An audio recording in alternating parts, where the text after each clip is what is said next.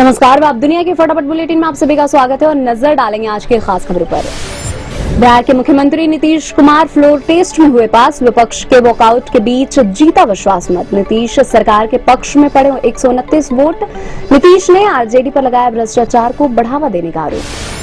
विश्वास मत से पहले बिहार में लाया गया स्पीकर के खिलाफ अविश्वास प्रस्ताव। वोटिंग के बाद अवध बिहारी चौधरी को हटाया गया।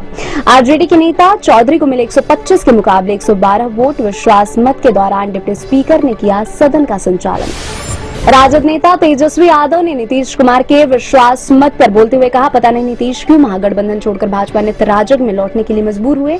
कहा, नीतीश के फिर से नहीं पलटने की गारंटी लेंगे पीएम मोदी। विश्वास मत पर वोटिंग से पहले बिहार के डिप्टी सीएम सम्राट चौधरी ने विधानसभा में कहा, लालू यादव का परिवार भ्रष्टाचार का प्रतीक है। मिलिंद देवड़ा और बाबा आजमी के बाद महाराष्ट्र कांग्रेस को बड़ा झटका। पूर्व मुख्यमंत्री अशोक चौहान का कांग्रेस से इस्तीफा, भाजपा में जाने की अटकलें। कांग्रेस से इस्तीफा देने के बाद अशोक चौहान ने कहा, भाजपा में शामिल होने का कोई फैसला अभी तक नहीं लिया है। मैं भाजपा की कार्यप्रणाली से अवगत नहीं हूं। अगले 1-2 दिन में भावी कदम के संबंध में करूंगा फैसला। कांग्रेस छोड़ने का फैसला व्यक्तिगत है। महाराष्ट्र कांग्रेस के वरिष्ठ नेता पृथ्वीराज चौहान ने सोमवार को कहा कि उनके सहयोगी अशोक चौहान का पार्टी छोड़ने का फैसला दुर्भाग्यपूर्ण है। कभी नहीं सोचा था कि उनके जैसा व्यक्ति ऐसा कदम उठाएगा। पूर्व केंद्रीय मंत्री ने कहा, पार्टी छोड़ने वालों को मतदाता सबक सिखाएंगे। संयुक्त किसान मोर्चा ने दावा किया कि 13 फरवरी को प्रस्तावित विरोध प्रदर्शन में हिस्सा लेने के लिए कर्नाटक से ट्रेन के जरिए राष्ट्रीय राजधानी आ रहे करीब 100 किसानों को मध्य प्रदेश पुलिस ने भोपाल में रोक लिया। दक्षिण भारत के संयोजक शांता कुमार ने कहा, हमारे कुछ सदस्य जख्मी भी हुए हैं। चौधरी चरण सिंह को भारत रत्न देने की घोषणा के बाद पोते जयंत चौधरी हुए एनडीए में शामिल। का सोच समझ कर लिया फैसला। अभी तक इंडिया गठबंधन का हिस्सा थे छोटे चौधरी। दिल्ली के पूर्व डिप्टी सीएम और आप नेता मनीष सिसोदिया को 3 दिन की अंतरिम जमानत। 1 साल बाद जेल से बाहर आएंगे सिसोदिया, हालांकि 3 दिन के बाद फिर जाना होगा जेल। समाजवादी पार्टी के नेता और अमिताभ बच्चन की पत्नी जया बच्चन एक बार फिर समाजवादी पार्टी की ओर से जाएंगी राज्यसभा। पूर्व आईएएस और यूपी के चीफ सेक्रेटरी रहे आलोक रंजन व वेस्ट यूपी के दलित नेता रामजी लाल सुमन का नाम भी फाइनल है।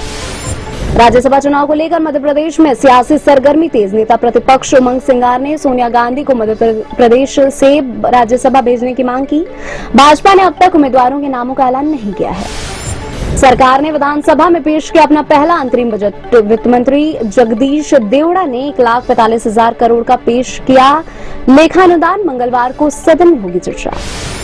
केंद्रीय मंत्री स्मृति ईरानी ने कतर से नौसेना के पूर्व कर्मियों की वापसी पर कहा, भारतीय चाहे जहां कहीं भी हो, उनके हितों की रक्षा करना प्रधानमंत्री नरेंद्र मोदी की प्राथमिकता है। पश्चिम बंगाल के राज्यपाल सीवी आनंद बोस ने आज शांत संदेश खाली क्षेत्र का दौरा करने के बाद कहा, मैंने जो देखा वह भयावह और स्तब्ध करने वाला था। इलाहाबाद हाईकोर्ट में वाराणसी की ज्ञानवापी मस्जिद मामले में सुनवाई टली। परिसर में स्थित व्यास जी के तहखाने में हिंदुओं की पूजा की अनुमति वाले वाराणसी की अदालत के आदेश के खिलाफ 15 फरवरी को होगी सुनवाई। कांग्रेस ने आरोप लगाया कि मोदी सरकार की गारंटी का मतलब जुमला है, क्योंकि उसने जो भी वादे किए उनको वह पूरा नहीं कर पाई।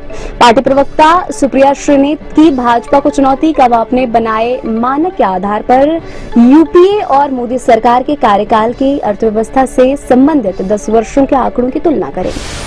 सप्ताह के शुरुआती कारोबारी दिन सोमवार को शेयर बाजार में गिरावट। सेंसेक्स 530 अंक टूटकर 71,072 अंक पर हुआ बंद। निफ्टी भी 170 अंक के नुकसान के साथ 21,612 अंक पर हुआ बंद। अस्पताल के आईसीयू से बाहर आए मिथुन चक्रवर्ती, जल्द मिल सकती है अस्पताल से छुट्टी। बीते दिनों सीने में दर्द की शिकायत के बाद कराया गया था भर्ती। मिथुन को आया था ब्रेन स्ट्रोक। 7 महीने के ब्रेक के बाद काम पर लौटे समांथा रुत प्रभु स्वास्थ्य समस्याओं की वजह से फिल्मों से लिया था ब्रेक। हेल्थ पॉडकास्ट संग कमबैक करेंगे समांथा। आखिरी बार फिल्म खुशी में नजर आई थी एक्ट्रेस।